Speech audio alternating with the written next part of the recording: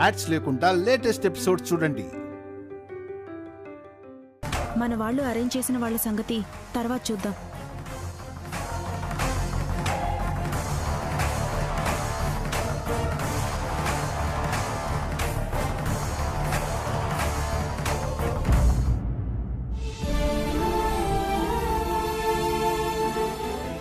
Sorry mummy, నేను అబద్ధం చెప్పలేదు, ప్రామిస్. నేనే నీకు సారీ చెప్పాలి బన్నీ. నీ గురించి తెలిసి కూడా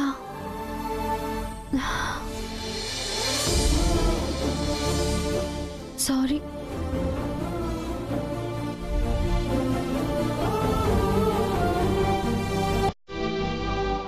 పదండి, తాతయ్య పిలుస్తున్నారు. దా.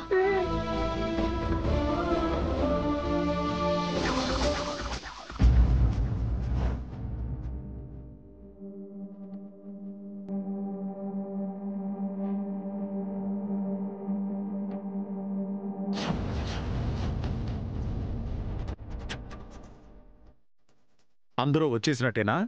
సరదాగా కళ్ళకు గంతలు కట్టుకునే ఆట ఆడదామా? నాకు ఈ ఆటలు నచ్చవండి. సరదాగా గడపడానికి వచ్చాను జయంతి. నచ్చదంటే కుదరదు, ఆడాల్సిందే. ముందు ఎవరి కళ్ళకు గంతలు కట్టాలి తాతయ్య? చిట్టీలు వేద్దాం. ఎవరి పేరు వస్తే వాళ్ళ కళ్ళకు గంతలు కడదాం. గుడ్ ఐడియా తాతయ్య. నేను చిట్టీల్లో పేర్లు రాసుకుని తీసుకొస్తాను.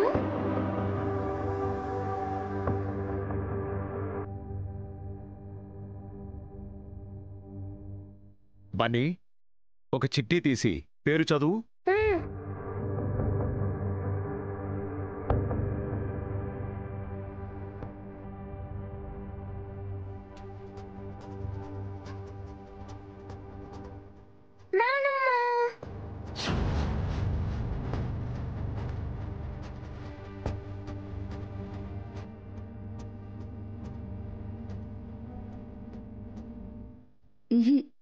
తప్పదు జయంతి, ఆటలు నచ్చవన్నా నీ పేరే ముందొచ్చింది. పద జయంతి, పదండి.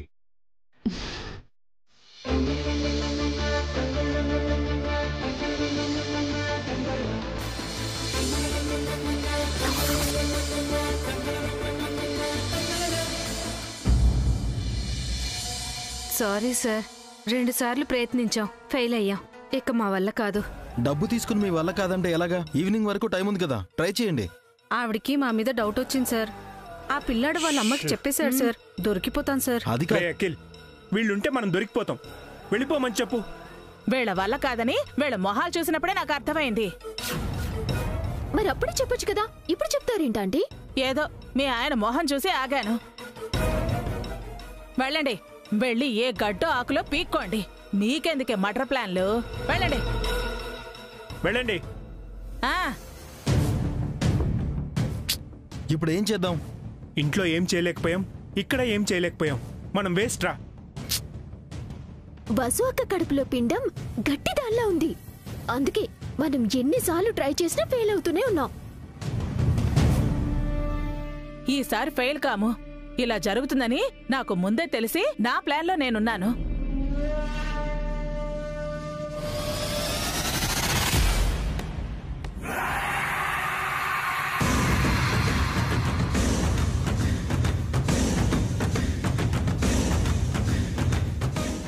ఇదేంటో తెలుసా?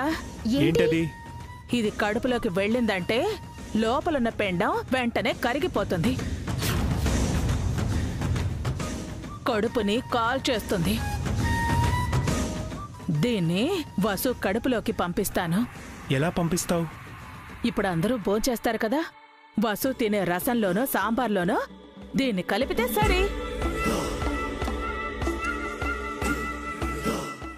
దాన్ని ఎవరు కలుపుతారు?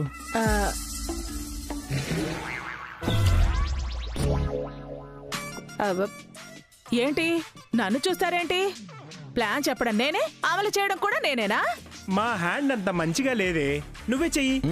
అవునండి, మీరు చేస్తే కన్ఫర్మ్ గా అవుతుంది. సర్లేండి, నన్ను పొగిడి మీ పనులు చేయించుకోవడం మీకు అలవాటేగా, చేస్తానులే. హారిక, పొరపాటున ఐటెం నువ్వు మాత్రం తినకు, మన బేబీ పోతుంది.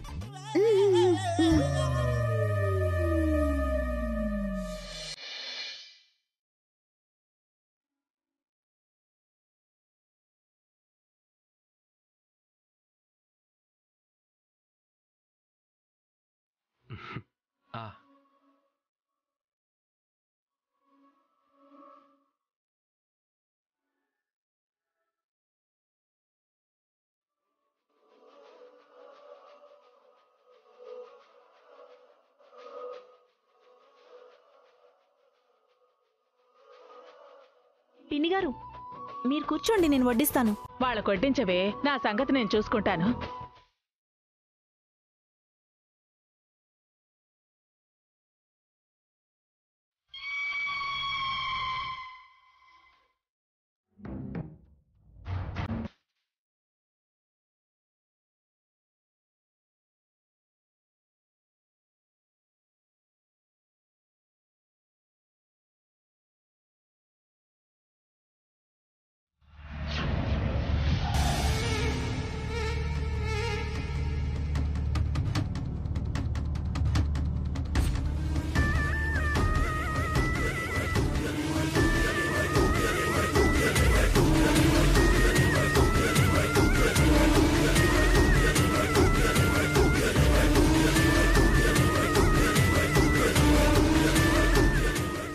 రామవసు, నీకోసం అన్నం కూరలు ప్లేట్లో వడ్డించి రెడీగా పెట్టాను, తీసుకో.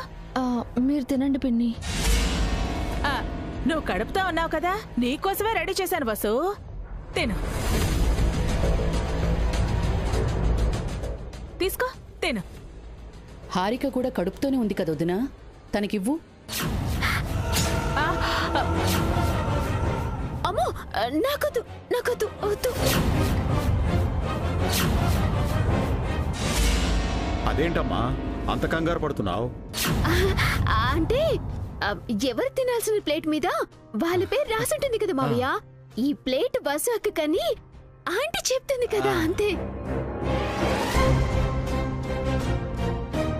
పేరు రాసేది ప్లేట్ మీద కాదు, మెతుకు మీద. తిను హారిక. ఎందుకులేమ్మా, అది వసు వదిన తిన్నివ్వు, మేము వేరే ప్లేట్లో తింటాం. వసు, తీసుకో వసు, తీసుకో. ఆకలితో ఉంటావు, త్వరగా తిను, తిను.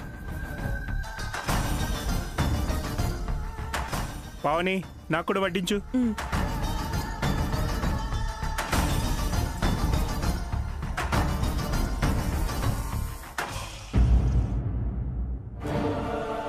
అను, వసు, తినమ్మా, తిను.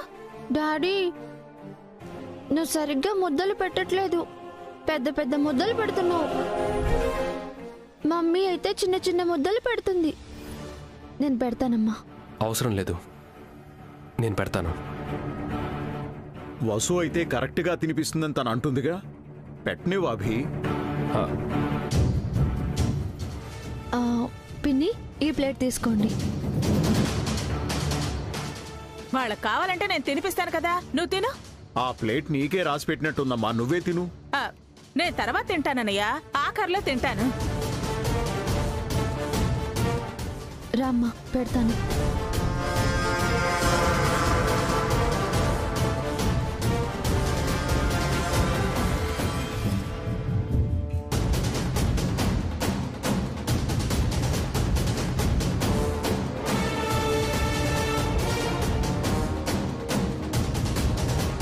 వదినా, తర్వాత ఎప్పుడు తింటావు? అందరూ తింటున్నాం కదా, తినేసేయ్. వసు తినట్లేదు కదా వదినా, పావని కూడా వడ్డిస్తోంది. మేము ముగ్గురం చివర్లో తింటాము. కావాలంటే వసు పావని ఆఖరిలో తింటారు. ఒక వయసు వచ్చాక ఎక్కువసేపు తినకుండా ఉండకూడదమ్మా, తిను. అబ్బో, ఈయనొకడు ఎప్పుడు నా వయసు మీదే పడతాడు, ఎప్పుడు వయసు గుర్తు చేస్తూ ఉంటాడు. తిను వదినా.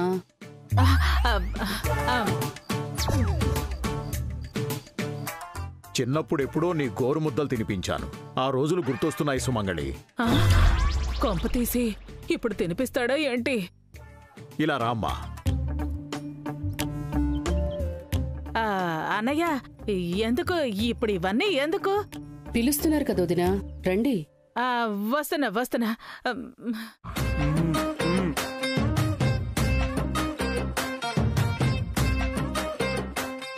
కూర్చో అమ్మా, కూర్చో, కూర్చో.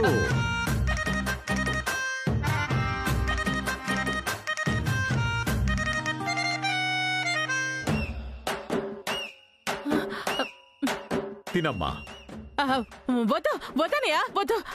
మీ అన్నయ్య ఇంత ప్రేమగా గోరుముద్దలు పెడుతుంటే వద్దంటవేంటొదినా? తిను. కాదనకమ్మా, తిను తిను తిను తిను తిను తిను.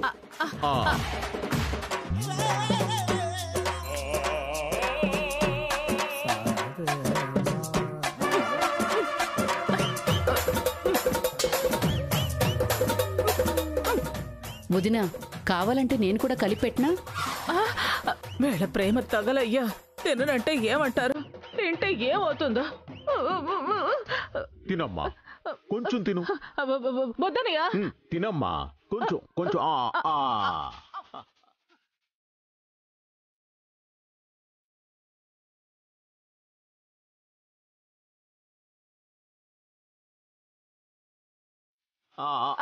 చాలనయ్యా, కడుపు నిండిపోయింది. అప్పుడేనా?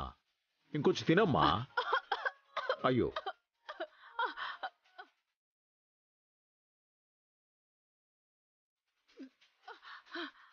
అమ్మా అమ్మా, కడుపు నొప్పి. అమ్మా, కడుపు నొప్పి. ఏమైందమ్మా? లేకపోతున్నాను. అమ్మా, కడుపు నొప్పి, తట్టుకోలేకపోతున్నాను. అమ్మా, కడుపు నొప్పి. అన్నయ్య, అత్తయ్యని మనమే హాస్పిటల్కి తీసుకెళ్ళాలి. అవును రాఖిల్, లేదంటే అభికి నాన్నకి డౌట్ వచ్చేస్తుంది. ఒరే పెద్దడా, ఒరే చిన్నడా, ఒరే వదినా. ఒరే పెద్దడా, ఒరే చిన్నడా, త్వరగా రండ్రా. అమ్మా, హాస్పిటల్కి తీసుకెళ్ళండ్రా. ఒసే హారిక, నువ్వు కూడా రావే. హాస్పిటల్కి తీసుకెళ్ళండ్రా. అమ్మా,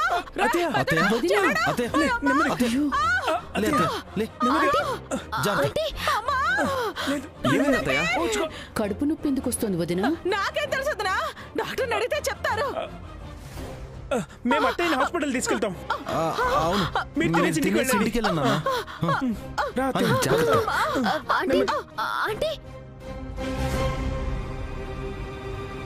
ఆశ్చర్యంగా ఉందే. మనం అంతా అదే అన్నం, అదే కూరలు తిన్నాం, మనకేం కాలేదు. మరి సుమంగళికి ఎందుకు ఇలా అయింది? ఫుడ్ పాయిజన్ అయితే అందరికీ ఎఫెక్ట్ అవ్వాలి.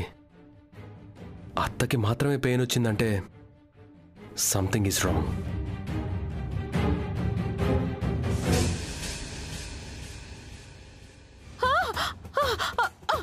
ఏం కాదమ్మా, నన్ను చూడనివ్వండి. ఏం కాదమ్మా, డోంట్ వరీ.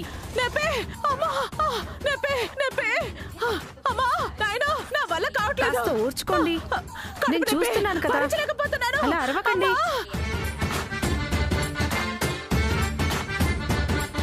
మీరేం వరీ కాకండి, మీకేం కాదు. నర్స్, పేషెంట్ ని గట్టిగా పట్టుకో. నేను పెయిన్ కిల్లర్ ఇస్తాను, పట్టుకో. ఛే, వాళ్ళు రావాల్సిన హాస్పిటల్కి మనం వచ్చాం. ఆ వసు ఏడవలసింది పోయి అత్తయ్య ఏడుస్తుంది. ముందు ఇవిడ పోతే గాని మన ప్లాన్ వర్కౌట్ అయ్యలేదు.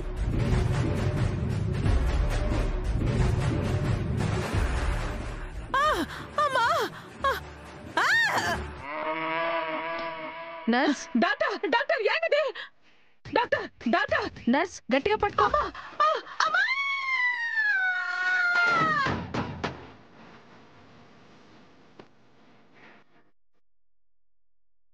Nurse, saline bottle పెట్టేసేయ్.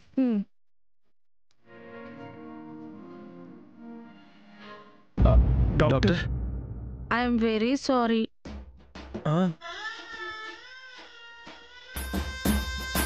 ఏం జరిగింది డాక్టర్? ఈ విషయం మీకు ఎలా చెప్పాలో నాకు తెలియడం లేదు. నోటితో చెప్పండి డాక్టర్. మాటలు రావడం లేదు. సైగలతో చెప్పండి. ట్రై చేస్తా. అంటే మా అత్తయ్య పోయిందా? ఈ విషయం నాన్నకి ఎలా చెప్పాలి? అసలు ఎలా పోయిందని ఆగండి, ఆగండి, ఆగండి. ఆవిడ చనిపోలేదు. చనిపోలేదా? చనిపోలేదా? ఓ, ఇంకా పోలేదా? బ్రతికే ఉందా? పోయిందని సైగలు చేశారు. అసలు ఏమైంది డాక్టర్? ఆవిడకి ఇంకా పిల్లలు పుట్టరు.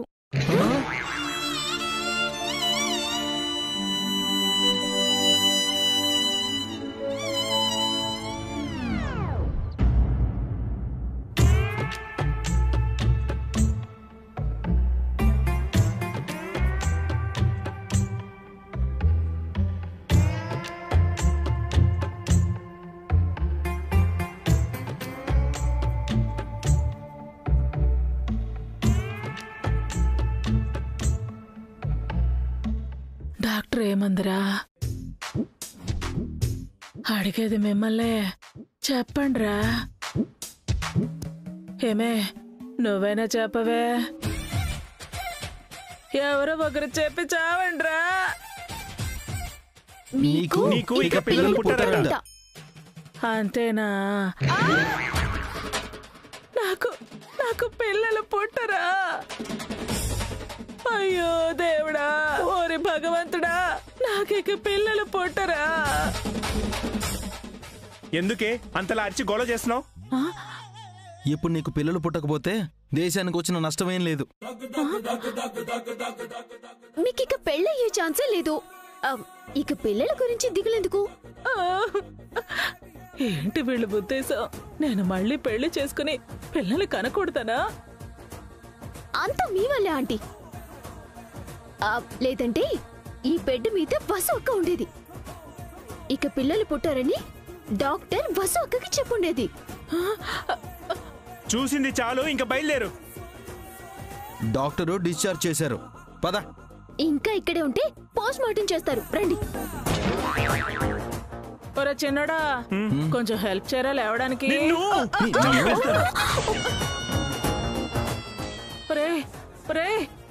ఒసే హారిక, ఒసే. అమ్మా అమ్మా అమ్మా.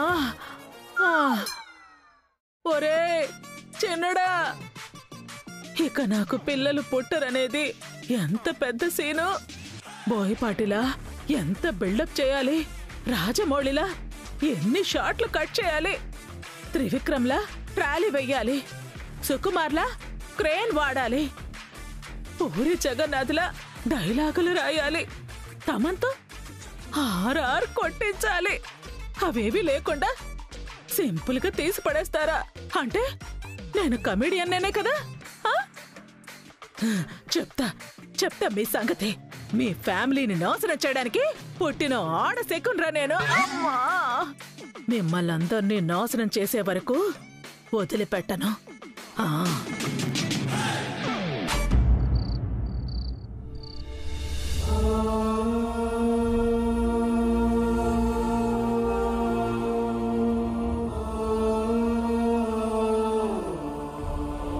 తను నా మాట వినట్లేదు, నువ్వు నా మాట వినట్లేదు. మీ ఇద్దరు ఇష్టం వచ్చినట్టు చేస్తున్నారు.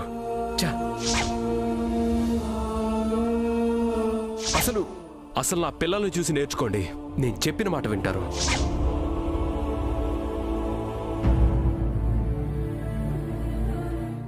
వసు,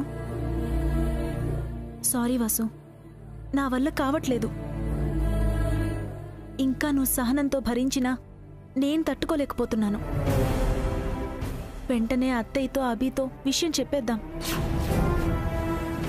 ఆలస్యం చేస్తే నీ ప్రాణాలకే ముప్పొచ్చేలా ఉంది. వద్దక్కా, ఈ కుటుంబం పచ్చగా ఉండటం కోసం నా ప్రాణాలు పోయినా పర్వాలేదు. త్యాగానికి కూడా ఒక హద్దుంటుంది వసు. సాటి మనిషి గురించి ఆలోచించని స్వార్థపరుల కోసం, కడుపులోని బిడ్డను కూడా చంపాలనుకుంటున్న కసాయి వాళ్ల కోసం నీ కాపురాన్ని, నీ జీవితాన్ని నాశనం చేసుకుంటావా?